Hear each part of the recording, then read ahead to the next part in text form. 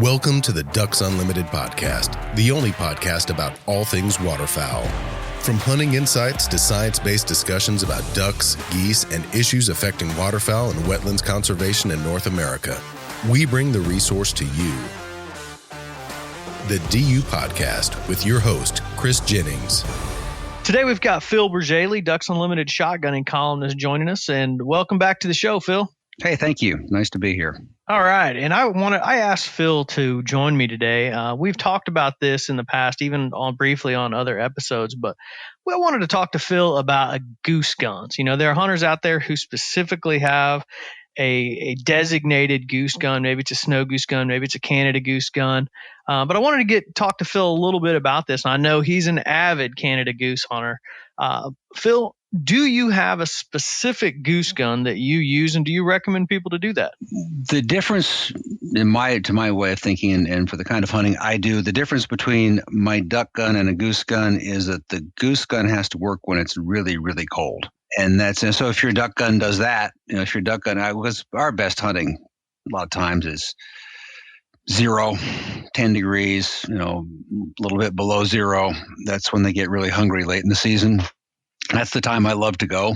So for that, I kind of got in the habit of, I used to shoot a synthetic stock Beretta for a long time at ducks because I could beat it up in the marsh, but then that gun didn't like to shoot when it got to be below about 10 degrees. And so I started shooting other guns. I shoot my Benelli quite a bit, which seems to, for whatever reason, I've had better luck keeping inertia guns going in the cold than I have with my gas guns, with a few exceptions.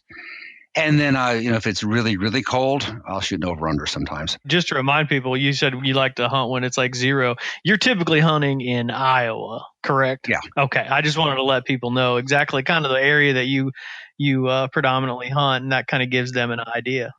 Yeah, and I'm sorry. I don't really like hunting when it's 0, but the hunting is really good when it's 0, so I go. It's hard on. The older I get, the harder that is on my fingers and my toes and everything else. But boy, it does make the geese hungry. It does make them fly, and they need to feed hard. So it's good to be out there if you can be. Absolutely. Now, are there any other modifications that you would recommend for people? Maybe they are just using their duck gun, but they want to change something. Maybe they want, go to a larger load.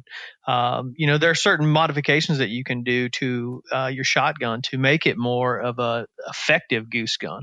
The only thing I change really is ammunition. I shoot the same. I shoot about a light modified choke pretty much for everything, because I don't like to shoot geese far away anymore. The geese I want to shoot are the ones that are coming into decoys.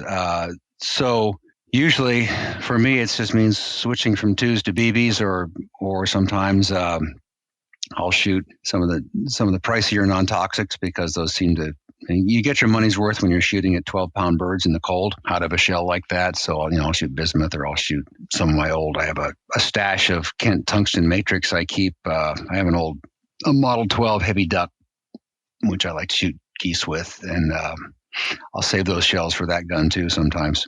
So that's the biggest change for me. One of the things I will always have a sling on a duck gun. I don't have one on my goose guns, just because I'm almost always hunting out of a layout blind, which means I've driven right up to the spot. So there's no reason to haul the gun around anywhere, carry it on my shoulder.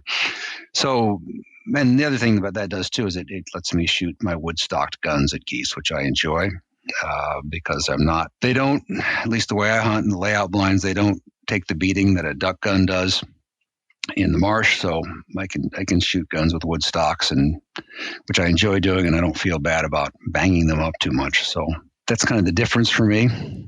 Yeah, no, and that's one thing. That's a good point. Removing the sling when you're hunting from a layout blind. I've had issues with that before, but you also mentioned you like to shoot your over and unders. What are some of the things that you do? I've had problems shooting an over and under in a layout blind. Just the action and the process of reloading quickly seems to be a little more difficult than otherwise. But what are some things that you do that people may be able to use from a layout blind if you're shooting an over and under? So a lot of times when it's really cold, I wind up going by myself, so I don't have to worry about pointing the gun at people to the left or right of me as I'm reloading. Because a lot of times I can't get people to go with me when when it's really bad out. If it's bad enough to shoot an over under, it's pretty bad out. Because I like my third shot, but and also for me, sometimes the over under, the problem isn't so much the gun working as my fingers working. I have really bad circulation to my hands, always have, and when they get cold and numb, it's just easier for me to drop 2 shells in an over and under than to thumb shells into a magazine. So I like it for that too. And most of the time hunting giant Canadas, speed of reloading is not usually a problem. A lot of times it's hoping to get a chance to reload is what, on some of the days I go. And how many birds can you shoot there in Iowa? We can shoot 2 until November 1st and then 3 afterwards. Our season is set up to protect our resident birds because our flock unlike everybody else, our resident flocks have not taken off quite the way we think they should. So we try to take it easy on them. But really, I don't, unless I'm shooting geese over water, which is over my duck spread, which I love doing. I usually don't hunt geese a lot until after Thanksgiving when it starts to get cold. Yeah, that makes sense. Now, a few years back, you had done an article on snow goose guns where you really kind of got into the weeds of some of the modifications that people do for a very specific snow goose gun. And in that, kind of talk about choking down a little bit, or actually be choking up, going to a much more restricted choke. And is that something that you would recommend for people? Or, I know a lot of guys who just go with it. They just go with their typical whatever they always shoot. But you interviewed Tony Vanderboer, and he said that he kind of goes to a much more restricted choke on his 12 gauge. Is that something you'd recommend for people? Well, you have to be able to shoot like Tony Vanderboer. That's a good point. And he's one of the best field shots I've ever seen, as he shoots all the time. And so he tends to use that tight choke for a lot of things. Snow goose hunting, and I apologize because I'm out of date. I quit. I burned out on snow goose hunting back in the pre-electronic collar days before we used to go and hunt the very early days of the conservation order in the spring season. And it was a lot of work for not a whole lot of return back then. And I think snow goose hunting has changed. A lot more people are able to shoot their birds over, decoying birds pretty consistently than we used to be. So, yeah, but if you want to, if you've got a magazine extension on your gun and you want to keep shooting, yeah, you'll want more choke on your gun because snow geese can get out of range in a hurry. And so, yeah, if you do want a tighter choke, and if you do think you're going to be taking those 60, 70-yard shots, which, again, when I started, that was like, if you couldn't shoot the 60 and 70-yard birds, which I couldn't very often back then, you went home empty-handed because the decoy, we didn't have the decoys that we have now. We didn't have the electronic collars, and it was a kind of a different game, really. We used to hunt over hefty bags. And, yeah. And geese don't have to get very close to realize that hefty bags aren't geese. So it was a different kind of hunt back then. Yeah, and you were just about pass shooting those, it sounds like, rather than today. I've been on some pretty good hunts where we can get those snow geese in pretty close, so a heck of a lot closer probably than you can with a hefty bag. So now that can make a big difference. Like we had talked before we started here, I'd mentioned that I do, quite a bit of snow goose hunting, and I shoot, a Beretta with an extended choke tube, and I like that 10th or 11th shot on occasion, and more or less just, and I'll agree with you on that. It's probably not the most accurate thing, but it's one of those deals where not necessarily in the same volley, but not having to reload when another flock comes in. A lot of times there's a whole bunch of shooting and the geese fly away, and then there's one last goose that you don't really see where it comes from, but there it is. And you want to be the one with shells left in your gun when that one is cruising by. So yeah, there's plenty of reasons, but it's hard. I've not done, like I said, we quit before extended magazines were allowed, but I have tried to, I had an editor send me out one time. I interviewed Tom Knapp about hand-thrown targets, and they said, fine, go ahead and see how many you can throw in the air and shoot. Yeah. And I did a lot of that to try to get better. And that's not, it's hard. Making 5, 6, 7, 8 good shots in a hurry is not easy to do. No, and just, kind of along those lines too, and either snow goose hunting or Canada goose hunting, do you have a specific load that you prefer? I know, and even sometimes you kind of step up to a 10 gauge.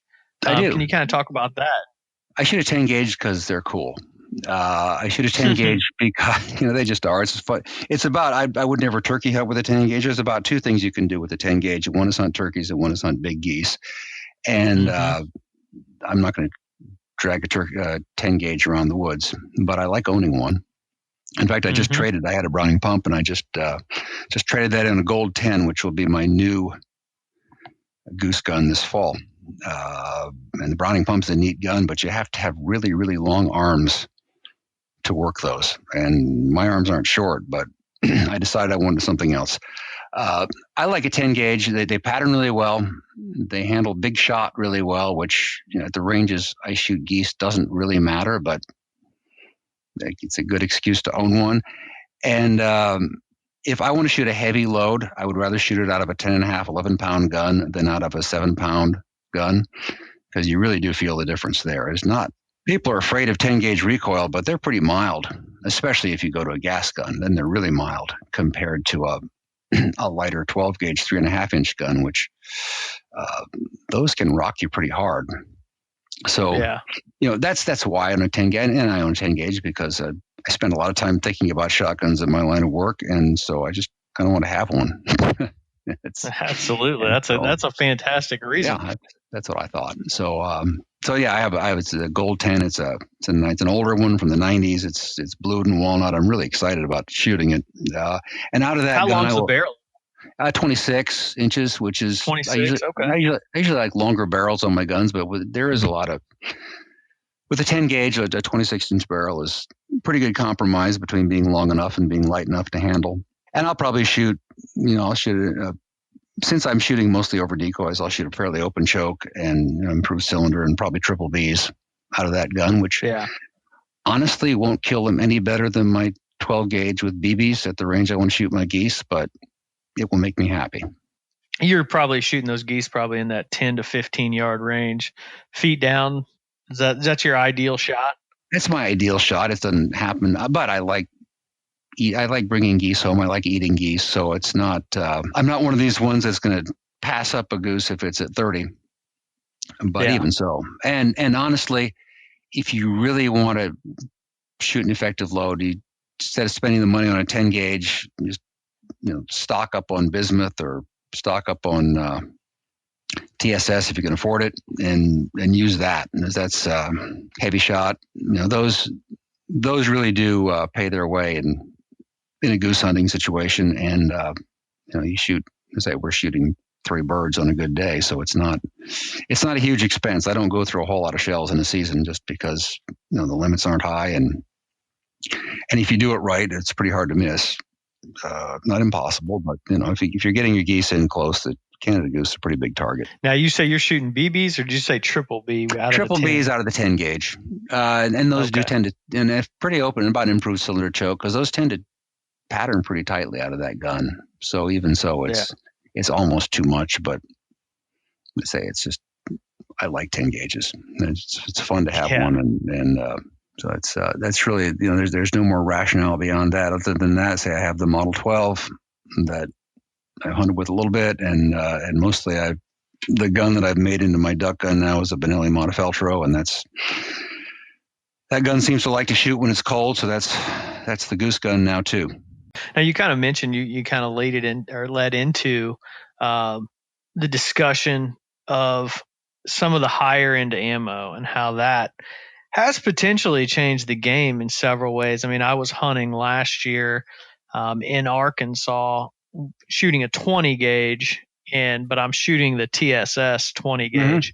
I think it was an Apex load, and was hammering specs at pretty good distance. And I wouldn't hesitate to sit up and pull the trigger on one at 40, and that's pushing it for a 20.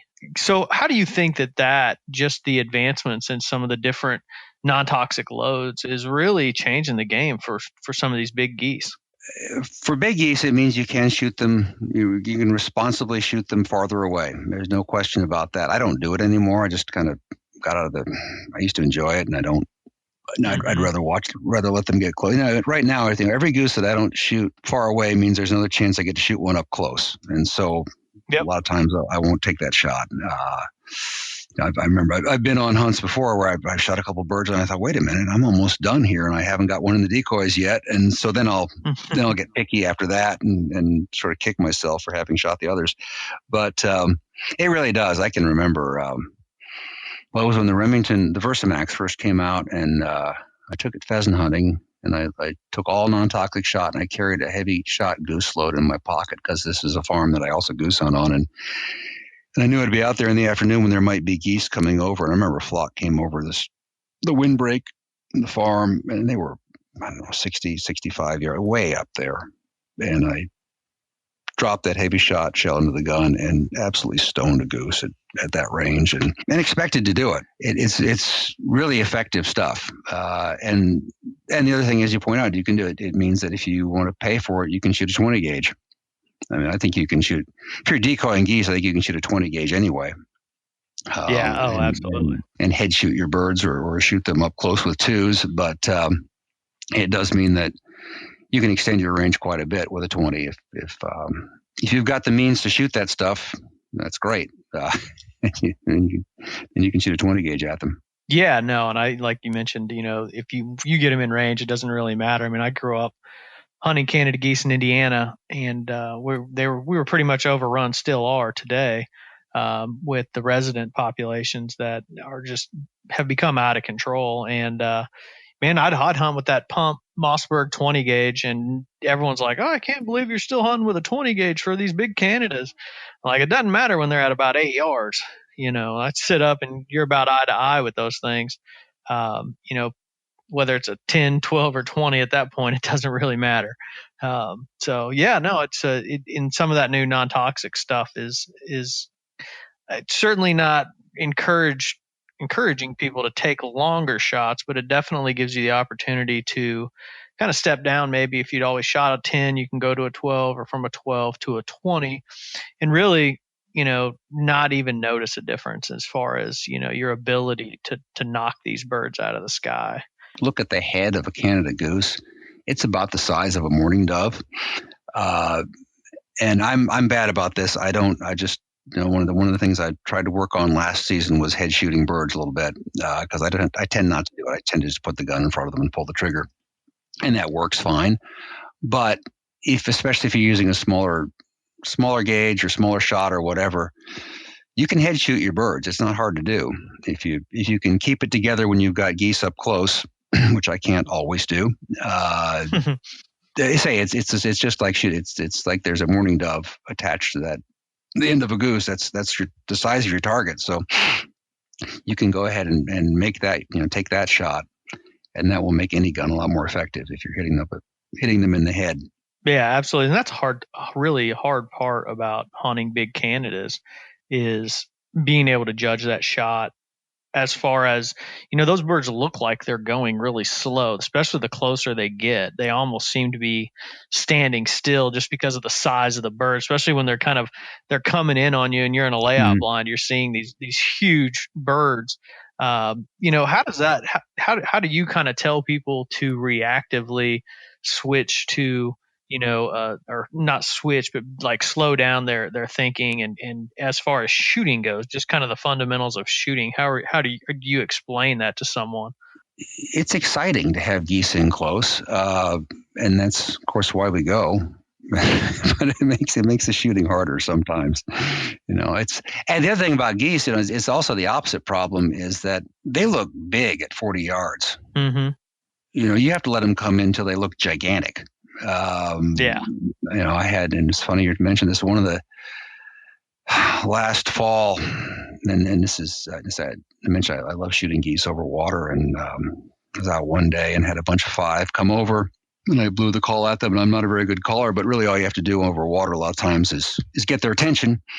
And they did a button hook up high, and they saw the decoys, and they dropped down. They were standing on their wings and doing all the stuff that I just love to watch. And about 50 yards, they dropped down on the deck and came in the rest of the way, which seemed to take forever. until they were backpedaling right in front of the blind. And I sat up and I shot the first one and then absolutely whiffed with my second two shots. And I realized that after they flew away, wondering how I could miss birds that big, which I still can apparently. I was shooting in front of them. They were 15 yards away, and all I really needed to do was shoot it right at them. Man, I'd have had my triple that I should have had. But it's easy to do that. It's easy to overlead the birds. Shooting at longer range, the trick I found back when I used to like to do that was I would come through the birds from behind rather than trying to start the gun in front, and I would make sure I moved about half as fast as I thought I should. Yeah. Because the farther away the target, the less muzzle movement it takes, just because of the way the geometry of it. The little bit of movement at the muzzle translates at a lot of movement out there at 50, 60 yards. So to stay sort of connected to the target, you need to move the gun very, very slowly.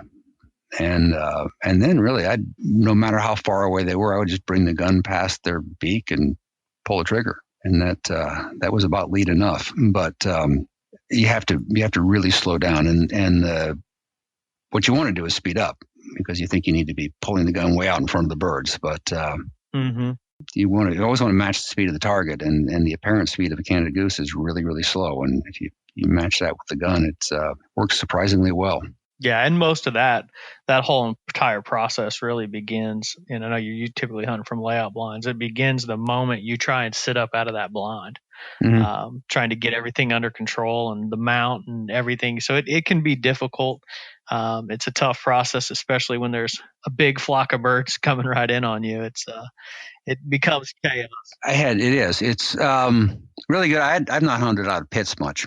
I did a hunt on the Front Range a couple of years ago with my younger son, and the guide was great. And he said, when you hunt out of a pit, and this applies to layout, applies any kind of, and he said, stand up in a hurry, then take your time. That's what you want to do. You want to get up, then you can take, because they don't know where you're coming from. They won't see you. You've got the advantage on them because they don't know you're there and they're there.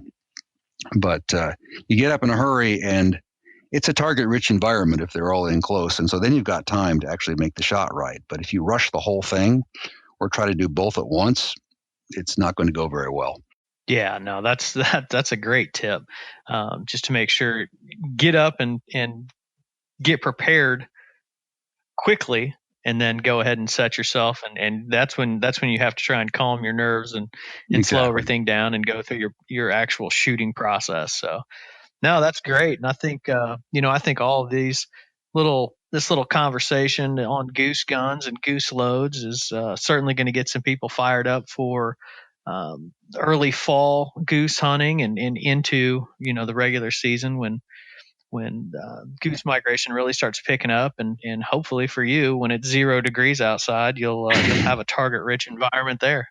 I hope so. We didn't really get that cold last winter, and our goose hunting was okay, but not great. It has to get miserable, which I say I like that less and less for everything else. But when it comes to goose hunting, I want it to be cold.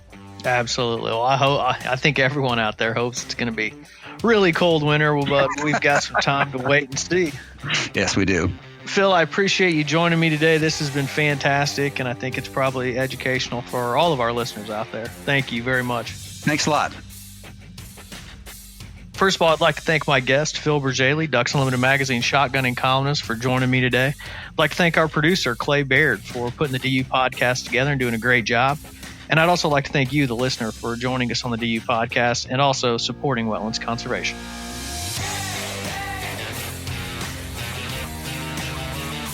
Thank you for listening to this episode of the DU Podcast. Be sure to rate, review, and subscribe to the show, and visit www.ducks.org/DU Podcast for resources based on today's topics, as well as access to more episodes.